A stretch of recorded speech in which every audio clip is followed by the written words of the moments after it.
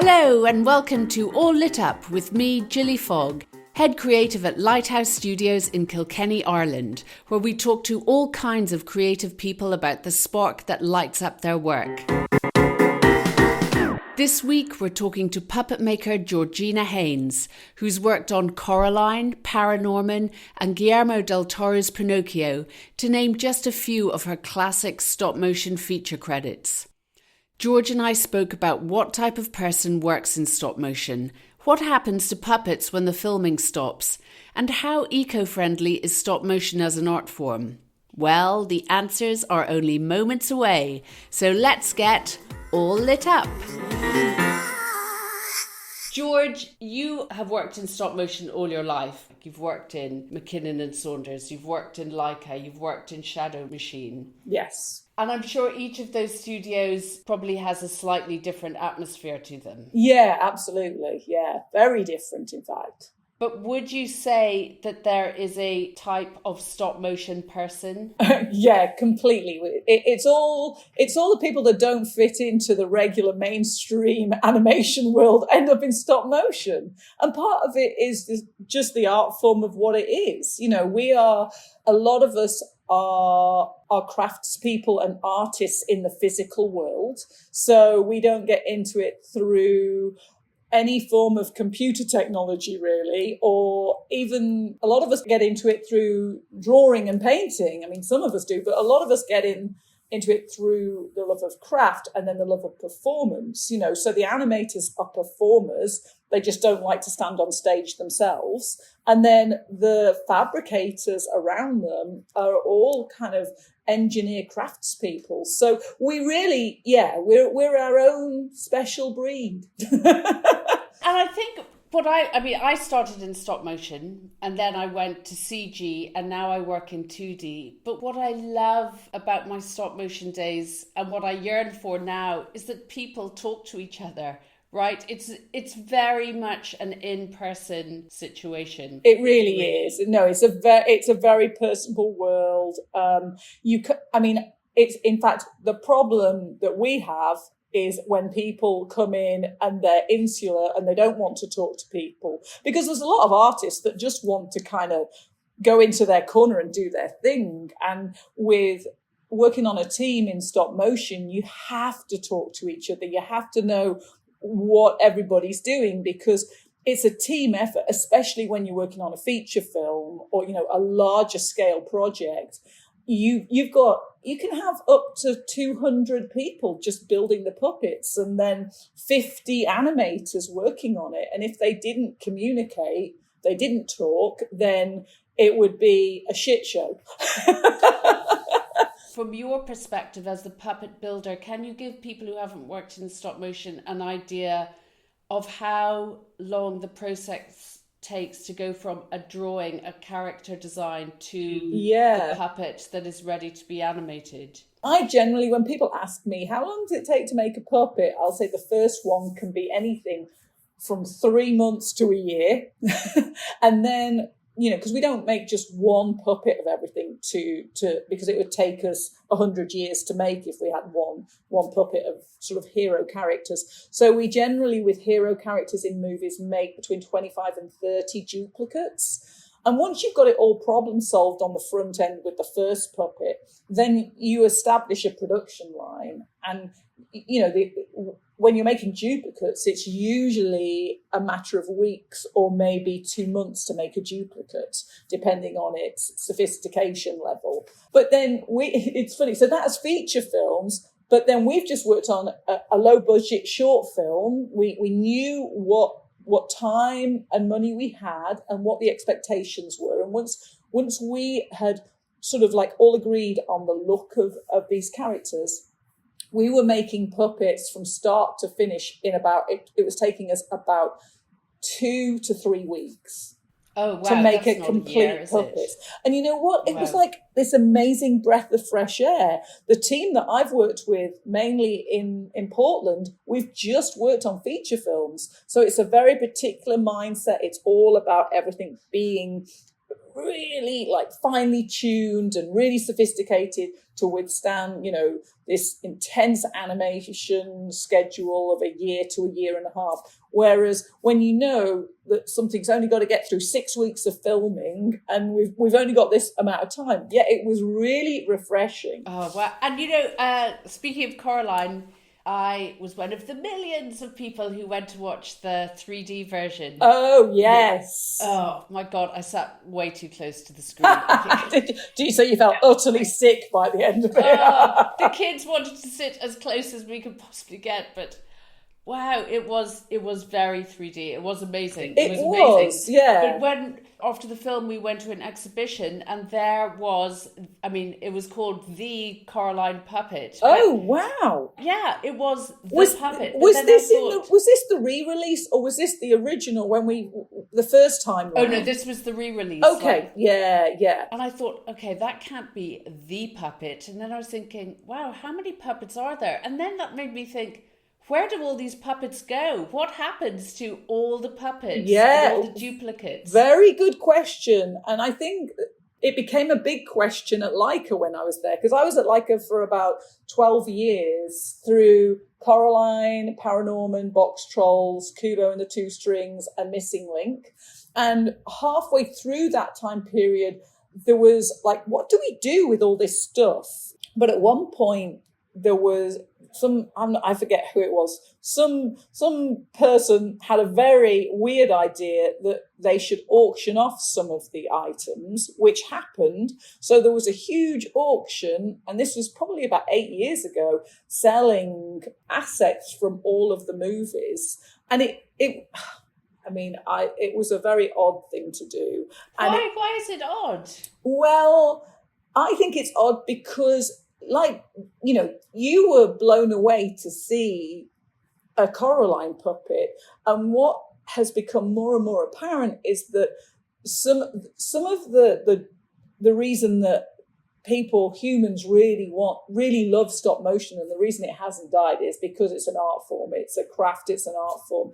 And for people to be able to see the behind the scenes of how all of that works and see the actual real things, it just adds another layer that you never get in CG. You don't really even get in drawn animation. So what has happened, I would say, over the last probably 10 years is that all the studios have realized that the assets are very, very valuable and worth looking after. And there's been a couple of exhibitions around the world of, behind the scenes of Tim Burton's stop motion films, behind the scenes of Pinocchio, and they're just huge. We had an exhibition at MoMA in New York that was dedicated to Pinocchio and the art of Pinocchio and the technology behind the puppets, the engineering craftsmanship. So I think all animation studios and all big studios like Netflix and the studios that are backing the stop motion films, they realize that that's part of the asset of having the film. So it's taken into account. They have storage units which are all temperature controlled so that these puppets can go into and can be, it's almost like a library of stop motion puppets at this point. Which is great. And, there are some puppets out there in private collections around the world from auctions like Laika had and stuff, which thankfully are being, protected and are saved from the trash. Because I think in the old days, things just got trashed or recycled. Yeah, and actually that makes me, we're always being audited for our environmental footprint. How does the stop motion world come up in terms of being environmentally friendly or sustainable? Well, that is happening more and more now. And it's not so much in the assets at the end of the day, it's how we produce the assets, because... and when you say assets, we mean puppets, right? Puppets, yeah, and sets. Everything's physically made and everything's... With a puppet, there's all kinds of chemicals that are used in the process to make a puppet, which more and more we are being careful of how these chemicals are got rid of, because there's ways that they need to be got rid of, and there's ways that in the past they've just been poured down the sink and things like that. So I think the industry is much more aware now, and it's the same in the live action effects industry. You know, they use the same materials. At the moment, we use a very toxic glue to glue two pieces of leather or two pieces of latex together, and we can't afford to hire a chemist to come up with it, but big industry will. So the pressure on the world to get greener is going to help studios, small studios like ourselves, and even Hollywood. Because, you know, at the end of the day, there's big money in film, but it never gets down to the artists that are actually making the things, not to the level of doing all this R&D up front of materials. And I mean, to go back to the human level, that's handling toxic substances has got to have an effect on you guys as well. It has, but I have to say that, and I think Mackinnon and Saunders were like at the forefront of this. I know that there was a lot of issues in the big cities, LA, London, New York, with model making companies, you know, from the 50s through to the 90s, of not having good ventilation and not wearing masks and stuff like that. And when I entered the industry, that talk was in the air of like, oh, it's really dangerous. And Mackinnon and Saunders, when they set up, they actually invested most of their company profits went back into the company to build an infrastructure of safety around us. We had every kind of extraction that we needed, filters that filtered things so that the environment's not being destroyed as well. And what's nice is then a generational thing happens, that I come to the States to work for Laika, and I was just used to this. So I came in and went, oh, your health and safety setup is terrible here. And because they were building a new studio, they put all of that infrastructure in. And the film industry is much more aware of all of that and the safety of their crew. But I mean, there's still small studios that cannot afford to put all of this stuff in. But I think that people are much more aware, and they'll wear a mask if they're working with something, or gloves, or, you know, yeah. Now you talked about Pinocchio, which it's such a special film. Every time you mention it, you can hear that it was a really special film to work on. Yes. And it had, from a viewer's point of view, it had this classic glow. It looked like an old film which had just been made. It had a sort of a nostalgic aesthetic with this, you know, always fairy tale book. Exactly. Yeah. It has a very classic look, but what new technologies did you use? You mentioned 3D printing. Yeah. What were the new elements that you brought to it? Well, I mean, I would say that the 3D printing that we used that was super new was the metal printing, which, you know, at Laika, when I was at Laika, they were dabbling with metal printing, but had never been able to make it work to actually build a puppet or build an armature of a puppet. They use it for all the faces. And we used 3D printing for just Pinocchio's face and the muzzles of Spazzatura on the film.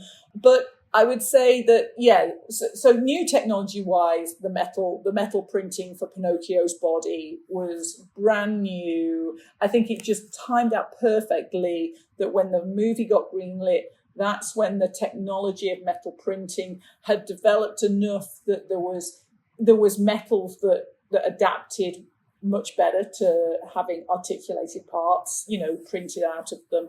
And Pinocchio was a combination of old school engineering and metal parts and plastic parts. So, you know, he's a mishmash. Having the 3D print, having rapid prototype replacement faces, there is just an expectation from the animator and from the builder of the characters as well to get more expression. What is that phrase, rapid?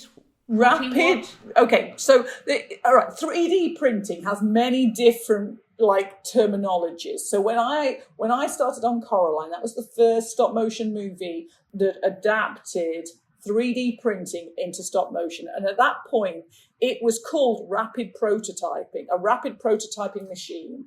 So we just adapted this machine and went, oh, well, we're going to take a rapid prototype machine and we're going to print 1 million faces, which turns into a non-rapid prototyping. So we started off calling it rapid prototyping, but we've steered towards 3D printing now, because also the world of 3D printing has become so much more accessible. Yeah, and let's face it, the words rapid and stop motion just don't go together. They don't go together at all, no. Thank you so much for choosing the film The Mascot by Ladislas Starevich. I hadn't even heard the name for years. Really? And I remember, particularly as a student, and then when I was an intern in Studio Trinca, oh my God, we just... breakfast, lunch and dinner was Starevich. Yeah. And I always knew him for the insect films, but so for our Lighthouse listeners, this film is going to be linked in attached to this podcast, and go and watch it. It's 25 minutes of absolute gorgeousness. Yeah, it's completely magical. It's magical. It's mad crazy. It's so ahead of its time. It was made in 1933. And it has a cast of hundreds of characters, and they're flying, they're partying, he animates glass, he animates paper, he has fully articulated facial mechanics, and back then it was ahead of its time. He created visual effects, but in the camera, it was all in camera visual effects, comping, sort of drawn animation on top of shots he'd already done, scratching onto film. And it's magical. It's hugely influential. There was the Sledgehammer video that was an early Aardman, music video that was inspired by The Mascot, one scene in The Mascot. It's magical. You walk away going, what on earth was that all about? But it's just epic. Oh, well, George, thank you so much. It's brilliant to hear your energy, and long live stop motion. Absolutely. And you should probably do one last shout out for the latest thing you've worked out. It hasn't come to Europe yet, but In the Know, which is on Peacock at the moment. Yeah, In the Know, as you say, which is on Peacock, which is a sort of like a dry take on a local radio sort of station in New York. The writing is very dry, very funny. I've heard it's very funny. Yeah, it's very funny. funny. Look forward to hearing it. Yeah. Thank you so much, Georgina Hayns. Thank you. Thanks so much to George for her stories and insight from the world of stop motion. It is a truly lovely world to be part of, and thank you so much for listening. We look forward to having you back for another episode of this Lighthouse Studios series, where we get all lit up.